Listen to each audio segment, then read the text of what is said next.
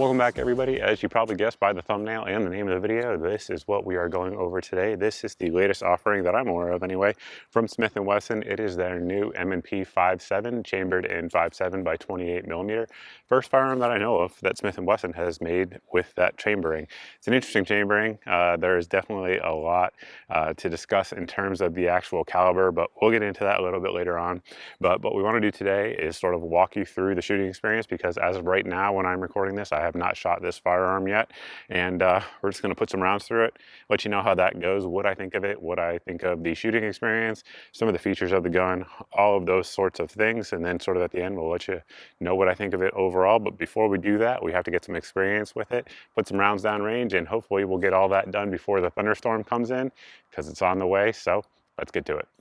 We've got the pistol loaded up with some Federal 5.7 by 28, just ball 40 grain stuff, and the magazine is topped off. I should note they do make 10 round mags for folks who live in banned states. That is an option. Additionally, this one here does not have an external thumb safety, but they do offer that as a model. Of course, it is optics ready. I went to put an optic on this yesterday and put my Wesson EPS on there, and for whatever reason I didn't have the right screws for it, so I had the wrong thread pitch, so we have no optic, but it does fit the Wesson EPS 507K, 407K, basically these size optics. It does fit right on there. It's direct milled into the slide, so no plates or anything like that, but I don't have one on there because I don't have the screws for it. I guess that's on me. Of course, it is internally hammer fired. We'll get into the trigger here a little bit later on, but again, these are the first rounds going through the gun. And we'll see how that gas operated system that we'll talk about here in a second feels. I'm very interested to see, because typically 5.7 is a very light recoiling cartridge as is, and that gas system should be a little bit lighter, but one way to find out. Let's do it. Okay. First impressions, that's comical. Like I said, 5.7 is a very light recoiling cartridge, and again, that's just first impressions. That felt like I was shooting a 22, like the SIG 322, for example, or the Taurus TX22. Those are the most common 22 pistols I personally shoot. I use them all the time for training, and honestly, it feels like that. So, all right, let's keep going. Let's put some rounds on this shootsteel.com target. Yeah, I mean, that's got to be. I hate making bold, statements, especially only after a few rounds, but I think that's the lightest recoiling centerfire pistol I've ever shot. I mean, that's comical. All right, let's keep going.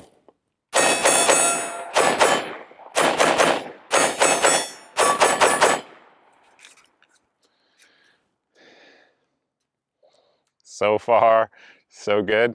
Let's load up some more rounds.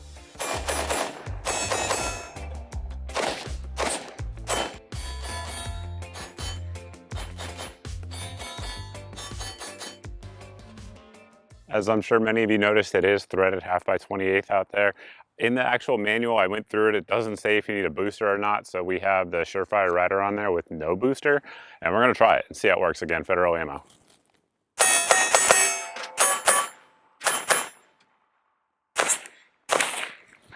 Works just fine. No booster needed. Getting into the details of the pistol, we will of course make sure that it is clear first. Our magazine catch is here on the left side of the pistol, and it is swappable. So for you lefties out there, you can swap it over, and other than that, all of the controls on this firearm are completely ambidextrous. So we're just gonna press that and drop it and pull our magazine out. It does come with 2 magazines. You'll note there that we do have a bevel to the magwell, which certainly is nice, aids in reloading. And additionally, this little piece right back here also aids in reloading.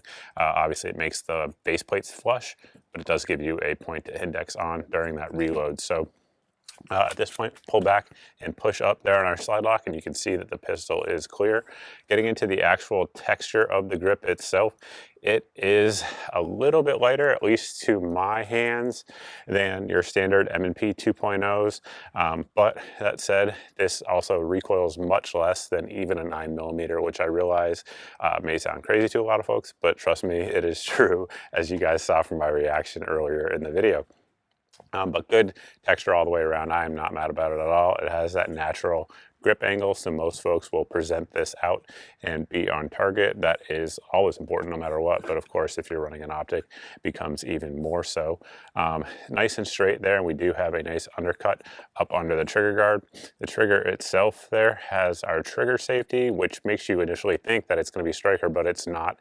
It is internally hammer fired. And then we have our over travel stop built into the actual frame itself. Of course, you can see here on the opposite side that our slide lock and slide release, again, ambidextrous, as I said.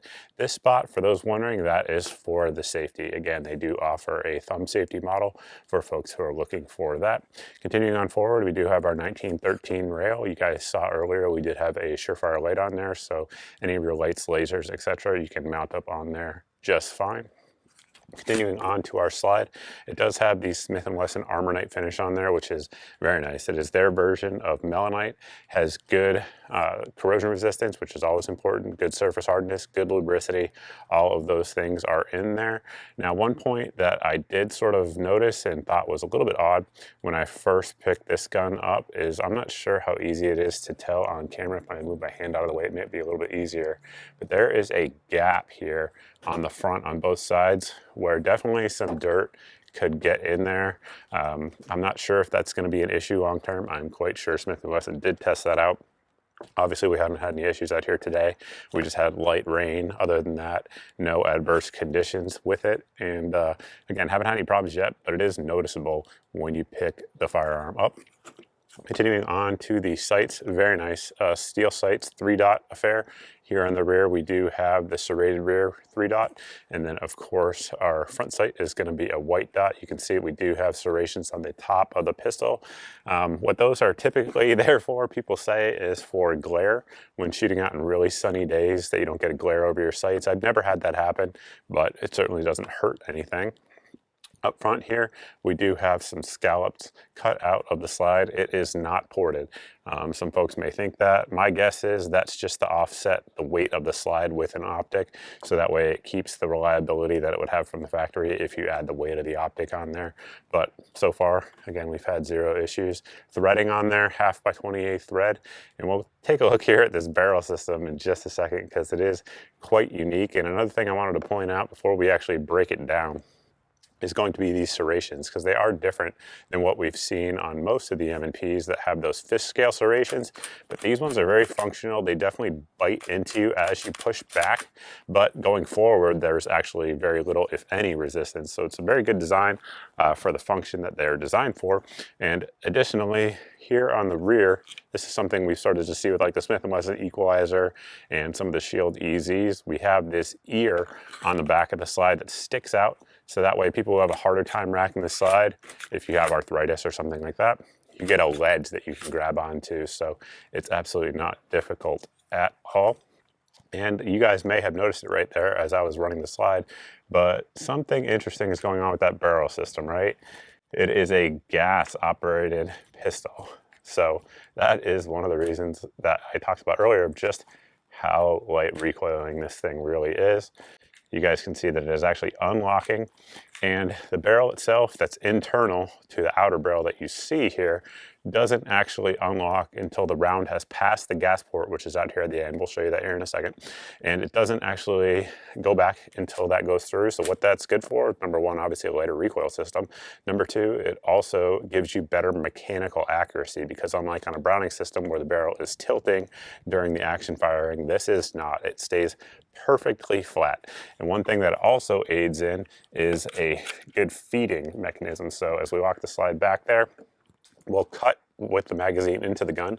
And with the magazine in the gun, you can see that the rounds feed straight into the barrel. There is a little bit of a feed ramp built in, but honestly, I would bet it would feed without it because of the feed angle is so direct. Now, in order to break down the gun, of course, we're gonna make sure that it is unloaded. We take a bullet or anything else, I suppose, that is pointy, and we're just gonna line it up here with this takedown notch, very similar to like an HKP 30 if you guys have any of those. And what we're going to do is pull it back slightly until that lines up, take whatever pointy object we have, push it through to release that lever, and then pull out. At this point, the slide can come right off, so you do not have to pull the trigger to disassemble the firearm, something that I know folks do dig. We do have a stainless steel guide rod and spring, again, something I know folks like. And then you have to rotate the barrel a little bit and then pull it straight out because you have to get that lug out. And then, as you can see here, that lug right there is seated into the outer sleeve of the barrel. If you rotate it, that is how it comes out. So there's a rotating barrel, but also a gas system. So this is the actual barrel where the bullet is going down through. It's obviously dirty because we've been shooting it out here today, but that is our gas port right there. And that is what actually causes the action to cycle. When the bullet goes through there, the gas goes up, and then it cycles the actual firearm. So you can see here, that is how it sits in the gun. And that really would actually be how it sits to be more correct. But to show you on camera, we'll show it this way so you guys can actually see the lug. So it's in there, unlocks, and then twists, comes out like so. Very, very interesting system. And like I said, it leads to virtually no recoil. It literally, not exaggerating, it feels like you're shooting a 22 trainer, yet you're getting the actual velocity and then the foot-pounds of energy out of that 5.7 bullet.